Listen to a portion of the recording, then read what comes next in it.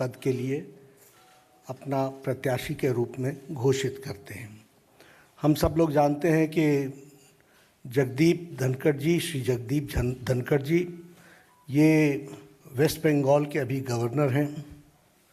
और लगभग जगदीप धनखड़ जी को हम उपराष्ट्रपति पद के लिए अपना प्रत्याशी के रूप में घोषित करते हैं। हम सब लोग जानते हैं कि जगदीप धनखड़ जी, श्री जगदीप धनखड़ जी, ये वेस्ट बंगाल के अभी गवर्नर हैं और लगभग 3 दशक तक सार्वजनिक जीवन में इन्होंने काम किया है। धनखड़ जी एक साधारण परिवार से, किसान पुत्र, एग्रेरियन परिवार से, किसान की भूमि से आते हुए अपने जीवन में सामाजिक और आर्थिक बाधाओं को पार करते हुए उन्होंने अपने जीवन में उच्च लक्ष्य को प्राप्त करने में और सामाजिक जीवन के रूप में देश की सेवा करने में कोई कसर नहीं छोड़ी है। जैसा मैंने बताया कि वो एक किसान परिवार को बिलोंग करते हैं और उनका लालन पालन झुंझुनू के एक डिस्ट्रिक्ट के गांव में वहाँ हुआ और गांव के स्कूल से पढ़ाई करते हुए उन्होंने सैनिक स्कूल चित्तौड़गढ़ से अपनी शिक्षा ली। बाद में वो राजस्थान यूनिवर्सिटी में फ़िज़िक्स की उन्होंने पढ़ाई की और साथ में LLB किया। वह फर्स्ट जनरेशन के प्रोफेशनल हैं, यानी वकालत के रूप में वो फर्स्ट जनरेशन में वकील बने और बहुत ही कम समय में उन्होंने अपने आप को राजस्थान हाई कोर्ट में एक सक्षम वकील, एक प्रसिद्ध वकील के रूप में स्थापित किया और साथ ही साथ सुप्रीम कोर्ट में भी उन्होंने अपना नाम एक वकील के रूप में स्थापित किया।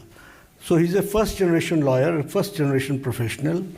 और सार्वजनिक जीवन में आने से पहले वो एक प्रतिष्ठित वकील के रूप में उन्होंने अपने आप को स्थापित किया। वो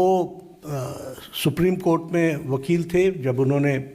पहली बार लोकसभा 1989 में झुंझुनू से चुनाव लड़ा और वहाँ से वो विजय हासिल की और बाद में वो 1990 से लेकर के 1993 तक वह parliamentary affairs, minister of state for parliamentary affairs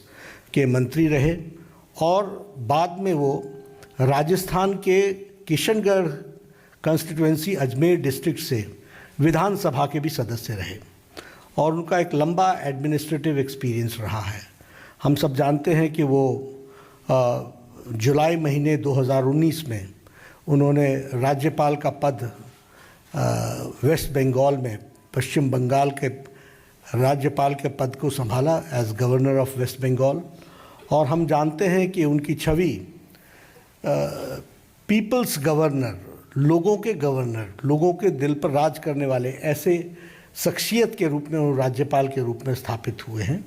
और उन्होंने जिस तरीके से सार्वजनिक जीवन में सेवा की है और लंबे समय तक सेवा की है, इन सारी बातों को ध्यान में रखते हुए भारतीय जनता पार्टी और NDA ने ये तय किया कि किसान पुत्र, साधारण परिवार से बढ़ते हुए फर्स्ट जनरेशन के professional, fully equipped as an administrative capacity और जिनका सार्वजनिक जीवन में एक बहुत ही अच्छा योगदान रहा है,